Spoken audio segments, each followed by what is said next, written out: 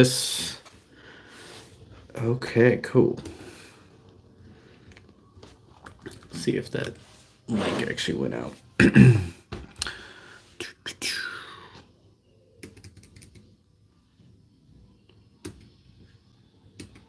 Did I tweet it out? I do not. Oh, no. Maybe it didn't tweet out. Let's see. Okay, nope, link is there. I'm going to click this thing to see if it actually works. Let's see. Boom. There's feedback. It's there. Okay, well, if nobody comes in to join, this will be just me talking to myself, and then people can, I guess, watch it back and listen. But just testing some things out prior to me going to Cleveland. Actually, probably about an hour.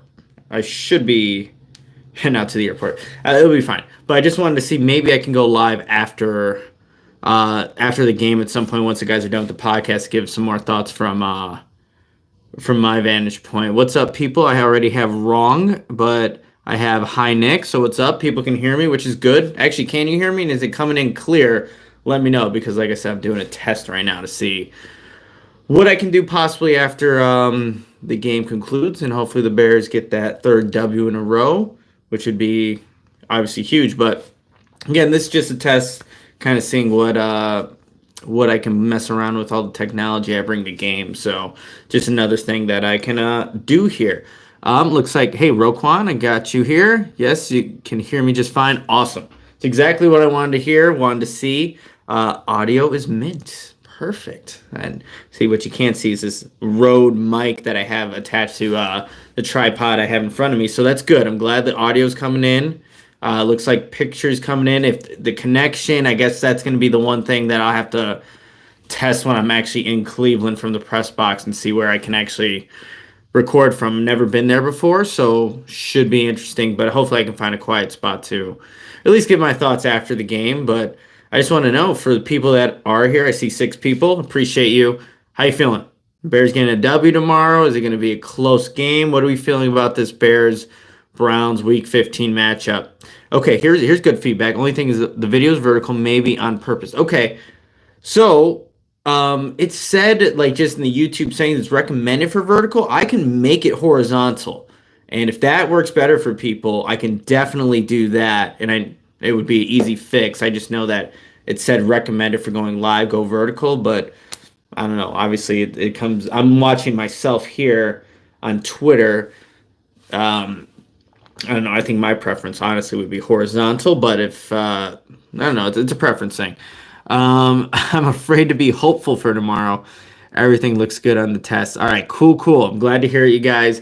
I feel you. About being, afraid to be hopeful for tomorrow. The Bears have actually strung 2 victories together. And what team's actually going to show up tomorrow? It's always going to be. That's always the thing with the Bears, right? Like, can you actually trust them to do something? But like we have from that guy 44, run the table. No, Ben, I will not go to bed. It's only 4:54. It's too early. Run the table. That's what Cole Kmet was saying, you guys. And if the Bears can pull out the victory against the Cleveland Browns, you have Arizona, you have Atlanta, Green Bay. I mean, there's definitely a chance there to do that.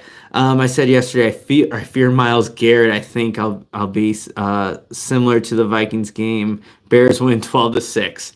Okay. Yeah, no, it could. I hope that if it is going to be similar to that game plan, we see a little bit of variation from just the screen passes, though, because it was so heavily horizontal with what Luke Getsy, Justin Fields, that passing game was designed to do in that Monday Night Victory. So if that's going to be your basis, they need to build off of that and stretch some things vertically, because that's how they're going to obviously put themselves in a better position to win. Logan, I'm going to be at the game. Need a win after the last time we played here in Cleveland. Oh, man. Yeah, I can definitely agree with that. Hopefully, Logan, you have a great time. Is this going to be your first time in Cleveland, or were you actually there for that first game in 2021? Because I think every single Bears fan really wants to forget that. Let's see. We got Martin. How are you feeling about tomorrow's game? I know you got to keep your bias for the Bears aside for a job, but you got to be nervous for tomorrow, right? I am sure. Just want to see the Bears win. Yeah, for sure. Just watching the tape of the Browns' victory over the Jaguars last week, I didn't come all too impressed with what their offense was doing, and obviously defensively, there are some things that I think can give Justin Fields trouble. And obviously, Myles Garrett, look, number 95 is going to be the focus for, I think, every single person watching the game, the Bears as they approach this game. But I'm just worried about those linebackers in the middle and how they'll put them at the line of scrimmage, you guys, and then it's going to be up to Justin, obviously the offensive line, Lucas Patrick, to identify who's actually blitzing, who's actually dropping back in coverage. And we know at times that can get Justin. So that's where I was just watching the film and thinking, man, this can cause some problems if they don't identify things correctly. But I am feeling good. I have the Bears winning this one, and I think they can build off of what they had in that Minnesota game plan, which obviously the offensive game plan, a lot of people's had issues with it. Build off of that, add some more vertical concepts into like a combination with the screen pass game, and I think you can have more success because they're going to be, look, the Browns are so injured, you guys. So it's crazy to see if you just go down the injury list, all the guys that are going to be out for this game. I don't care what team it is. It's going to be so difficult to overcome the quality players too that are going to be out on Sunday. So you got to factor that in as well. Let's see. Kind of scrolling through the comments here. Interested to see Jalen Johnson. Oh, it just went up. Interested to see Jalen Johnson versus Amari Cooper. If you haven't talked about it, yeah, no, that's going to be a good one. And I think with Jalen, how he's playing, I really like that matchup. And that's one that Jalen's gonna want consistently. And he's not gonna travel or anything like that. But when Amari Cooper's on that side and Jalen Johnson's over there, like that's the thing he's been wanting all season, and he's been winning a lot of those matchups. So it's definitely going to be a good one to watch. JF1 revenge game incoming for his first ever start. Yes, that's going to be hopefully what happens here, because like that first career start, I think, like I said earlier, every single Bears fan wants to forget about. Logan, I live in Cleveland, so I go when they come, but rare now that we don't play them every preseason, for sure. So, hey, Logan, I hope you enjoy the game. And I know there's going to be a lot of Bears fans there. I actually had someone reach out to me earlier. She's actually going to the game and was wondering, are there going to be a bunch of Bears fans? And everywhere I've been this season, Bears fans have also been in full force, regardless if it was the blowout in Kansas City, all the way to SoFi Stadium, Washington. Bears fans travel. Some of the best, fans at doing that. We got Ruben. What's up, Nick? Go Bears. Go Bears, Ruben. After watching the Browns, I think Flacco's stats on paper are far more intimidating. I think so too, Roquan. Like watching it, I don't know what happened to the Jaguars defensively last week, but you can literally put 3 of those touchdowns they got to some kind of blown coverages. Give some credit to the Browns for putting the Jaguars in weird situations where obviously they didn't know how to line up, but 2 of those touchdowns to Njoku, wide open. Nobody within the vicinity of there. And then I forget the wide receiver that caught a simple pass over the middle of the field, basically walks to the end zone. Look, the Bears secondary and the Bears defense have not have those coverages, and they shouldn't start, this tomorrow against the Browns. But as long as they communicate and are able to, pass guys off and are able to just be effective in that area of the game, I don't see those big explosive plays happening like they did against the Jaguars. We have Leon. Don't tell anyone at CHO. You and Hogue are the 1 and 1A of the CHO Bears team. Hopefully they're not watching this, but I appreciate the kind words there. The injuries do give me some hope for the Bears. Awesome. Yeah, it definitely should. There's so many guys out for tomorrow's game. Would you be surprised if the Bears blew them out? Chicago's blown their opponents out for a few times already this season. It could definitely lean that way, especially if this defense is able to replicate what it did.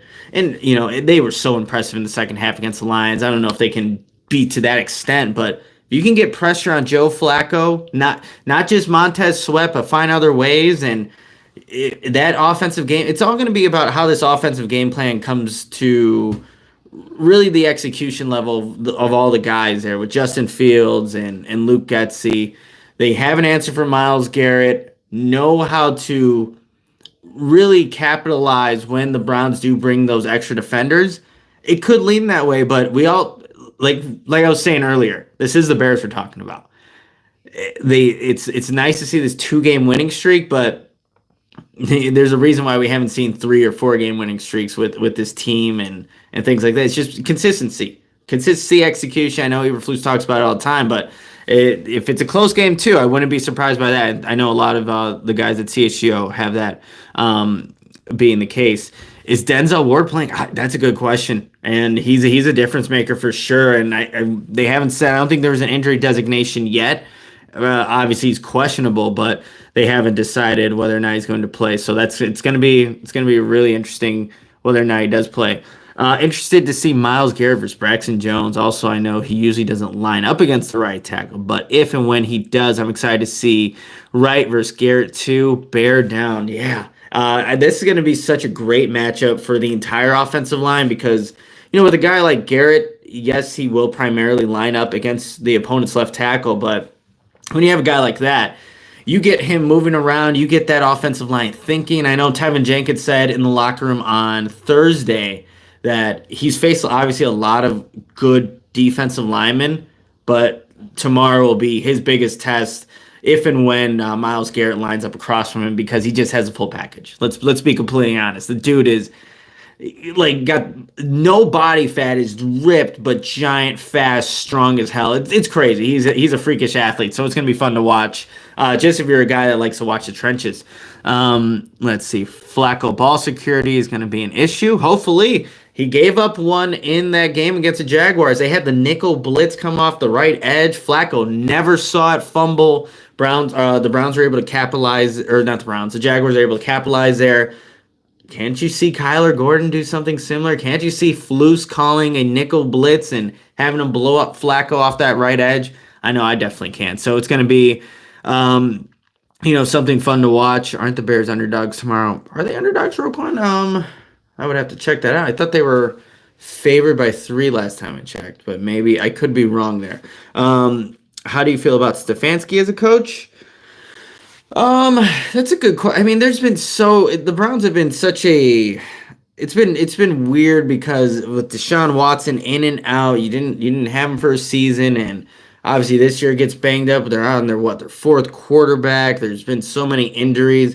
I think there are things to like from him, but obviously if you're a Browns fan, you're wanting more. You were thinking that, going into this season that you're competing and being, the front runner in the AFC North when, clearly that's the Ravens, but I think injuries have had a huge issue. So it's kind of tough to see right now exactly what Stefanski is or isn't as a coach.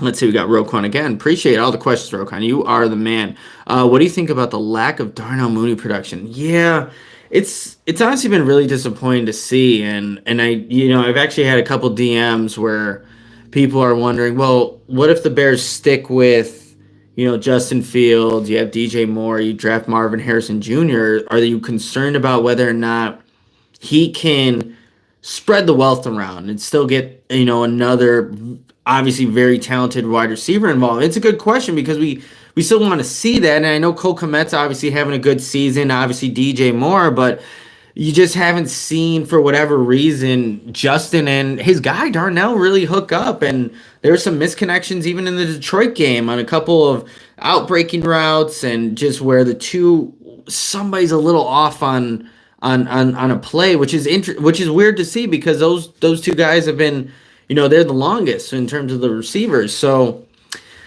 it is disappointing is how I'll put it, but now would be a great time for Darnell Mooney, his potentially last 4 games as a Bear, to show something and help this team continue to, like we were talking about earlier, run the table.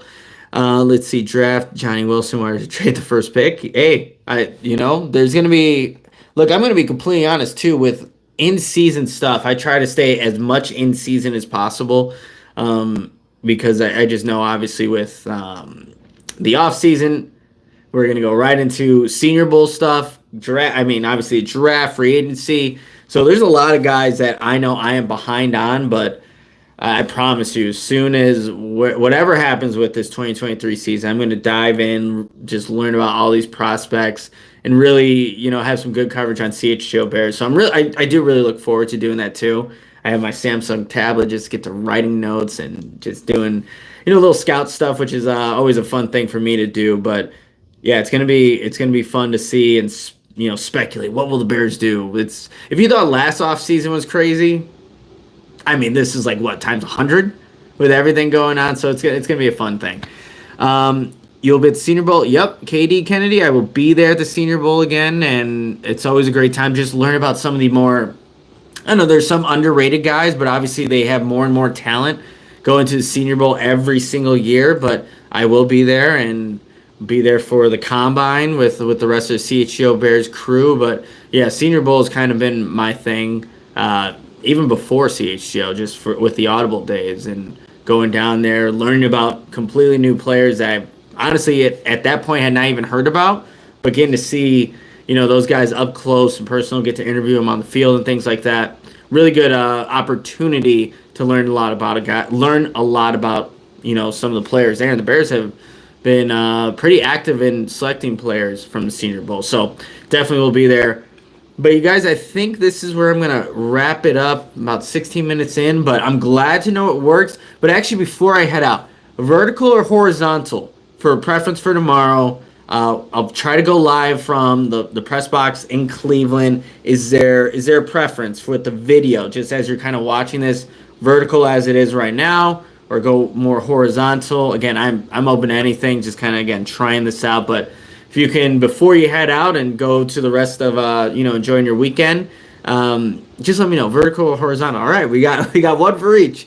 This is gonna be interesting. Maybe I might do. I'm not gonna do two. I'll do one, but I'm just gonna let you guys put in here what's the preference for watching these, and I don't know, maybe like max of 20 minutes, something like that. Just kind of getting my thoughts out there because I have my segments on CHGO Bears after the game. It's about 10 minutes, kind of recapping the locker room, what's happening, what's being said, what's not being said. So this will give me a chance to just voice some more of my opinions from the game, just watching from my perspective. But okay, it looks like, we're getting a little split decision here, vertical, horizontal. I guess you'll just have to tune in at some point after the game. I'll tweet it out from my Twitter account. Maybe I'll put it on my Instagram if I have any followers over there to get some people in here. We'll talk more Bears, and hopefully we're talking about a Chicago Bears victory. I like KD's, Kennedy's. We'll go diagonal, meet in the middle there a little bit. So, upside down. Now we're getting a little trippy. I like this. I like the creativity, everybody. But I will see everybody in Cleveland. Let's see what happens tomorrow. Bear down.